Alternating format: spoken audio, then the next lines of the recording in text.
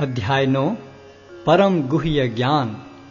श्री भगवान ने कहा, हे अर्जुन, चूंकि तुम मुझसे कभी ईर्ष्या नहीं करते, इसलिए मैं तुम्हें यह परम गुह्य ज्ञान तथा अनुभूति बतलाऊंगा, जिसे जानकर तुम संसार के सारे क्लेशों से मुक्त हो जाओगे।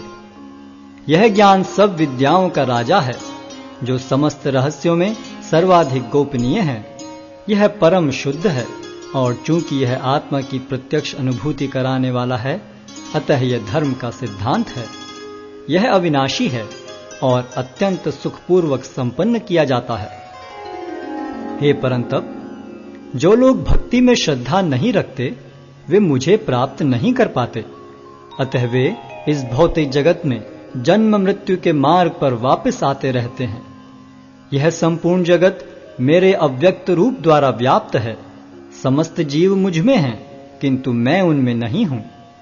तथापि मेरे द्वारा उत्पन्न सारी वस्तुएं मुझ में स्थित नहीं रहती। जरा मेरे योग ऐश्वर्य को देखो।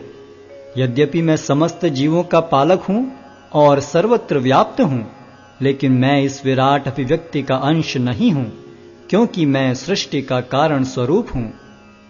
जिस प्रकार सर्वत्र प्रवहमान प्रबल वायु सदैव आकाश में स्थित रहती है, उसी प्रकार समस्त उत्पन्न प्राणियों को मुझ में स्थित जानो। हे कुंती पुत्र, कल्पकांत होने पर सारे प्राणी मेरी प्रकृति में प्रवेश करते हैं, और अन्य कल्प के आरंभ होने पर मैं उन्हें अपनी शक्ति से पुनः उत्पन्न करता हूं। संपूर्ण विराट जगत मेरे अधीन है। यह मेरी इच्छा से बारंबार स्वतः प्रकट होता रहता है और मेरी ही इच्छा से अंत में विनष्ट होता है। हे धनंजय, ये सारे कर्म मुझे नहीं बांध पाते हैं। मैं उदासीन की भांति इन सारे भौतिक कर्मों से सदैव विरक्त रहता हूं। हे कुंती पुत्र, यह भौतिक प्रकृति मेरी शक्तियों में से एक है और मेरी अध्यक्षता में कार्य करती है, जिससे सारे चर तथा अचर प्राणी उत्पन्न होते हैं।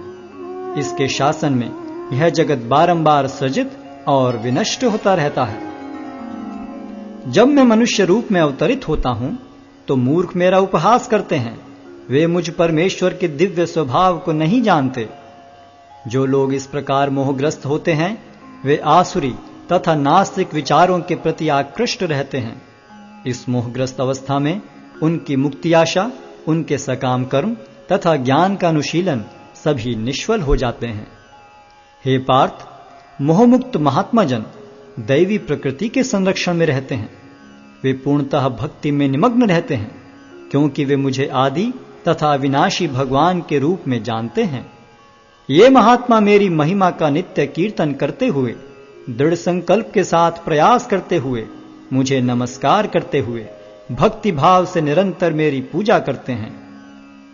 अन्य लोग जो ज्ञान के अनुशीलन द्वारा यज्ञ में लगे रहते हैं, वे भगवान की पूजा उनके अद्वय रूप में, विविध रूपों में तथा विश्व रूप में करते हैं। किंतु मैं ही कर्मकांड, मैं ही यज्ञ, पितरों को दिया जाने वाला तर्पण, औषधि, दिव्य ध्वनि, घी, अग्नि तथा आहुति हूं। मैं इस ब्रह्मांड का पिता, माता, आश्रय तथा पितामह हूं। मैं ज्ञेय, शुद्धिकर्ता तथा ओंकार हूं। मैं ऋग्वेद, सामवेद तथा यजुर्वेद भी हूं। मैं ही लक्ष्य, पालनकर्ता, स्वामी, साक्षी, धाम, शरण स्थली तथा अत्यंत प्रिय मित्र हूं। मैं सृष्टि तथा प्रलय, सबका आधार, आश्रय तथा अविनाशी बीज भी हूं। हे अर्जुन, मैं ही ताप प्रदान करता हूं और वर्षा को रोकता तथा लाता हूं। मैं अमृतत्व हूं और साक्षात मृत्यु भी हूं। आत्मा तथा पदार्थ दोनों मुझ ही में हैं। जो वेदों का अध्ययन करते तथा सोमरस का पान करते हैं, वे स्वर्ग प्राप्ति की गवेषणा करते हुए अप्रत्यक्ष रूप से मेरी पूजा करते हैं। वे पाप कर्मों से शुद्ध होकर इंद्र के पवित्र स्वर्गिक धाम में जन्म लेते हैं, जहां वे देवताओं का सा आनंद भोगते हैं। इस प्रकार जब वे विस्तृत स्वर्गिक इंद्रिय सुख को भोग लेते हैं और उनके पुण्य कर्मों के फल क्षीण हो जाते हैं, तो वे इस मृत्यु लोक में पुनः लौट आते हैं। इस प्रकार जो तीनों वेदों के सिद्धांतों में दृढ़ रहकर इंद्रिय सुख की गवेषणा करते हैं, उन्हें जन्म मृत्यु का चक्र ही मिल पाता है। किंतु जो लोग अनन्य भाव से मेरे दिव्य स्वरूप का ध्यान करते हुए निरंतर मेरी पूजा करते हैं, उनकी जो आवश्यकताएं होती हैं उन्हें मैं पूरा करता हूं और जो कुछ उनके पास है उसकी रक्षा करता हूं। हे कुंती पुत्र, जो लोग अन्य देवताओं के भक्त हैं और उनकी श्रद्धा पूर्वक पूजा करते हैं, वास्तव में वे भी मेरी ही पूजा करते हैं, किंतु वे यह त्रुटिपूर्वक ढंग से करते हैं। मैं ही समस्त यज्ञों का एकमात्र भोक्ता तथा स्वामी हूं। अतः जो लोग मेरे वास्तविक दिव्य स्वभाव को नहीं पहचान पाते, वे नीचे गिर जाते हैं। जो देवताओं की पूजा करते हैं वे देवताओं के बीच जन्म लेंगे। जो पितरों को पूजते हैं वे पितरों के पास जाते हैं। जो भूत प्रेतों की उपासना करते हैं वे उन्हीं के बीच जन्म लेते हैं। और जो मेरी पूजा करते हैं वे मेरे साथ निवास करते हैं। यदि कोई प्रेम तथा भक्ति के साथ मुझे पत्र, पुष्प, फल या जल प्रदान करता है तो मैं उसे स्वीकार करता हूं। हे कुंती पुत्र, तुम जो कुछ करते हो, जो कुछ खाते हो, जो कुछ अर्पित करते हो या दान देते हो और जो भी तपस्या करते हो उसे मुझे अर्पित करते हुए करो। इस तरह तुम कर्म के बंधन तथा इसके शुभाशुभ फलों से मुक्त हो सकोगे। इस संन्यास योग में अपने चित्त को स्थिर करके तुम मुक्त होकर मेरे पास आ सकोगे। मैं न तो किसी से द्वेष करता हूं, न ही किसी के साथ पक्षपात करता हूं।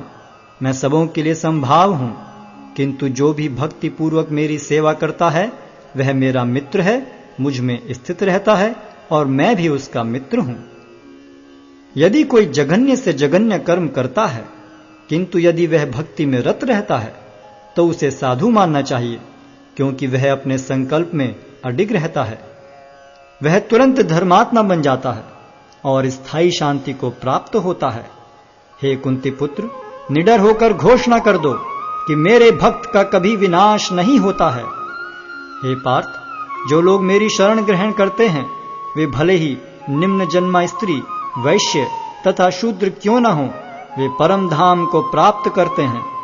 फिर धर्मात्मा ब्राह्मणों, भक्तों तथा राज ऋषियों के लिए तो कहना ही क्या है।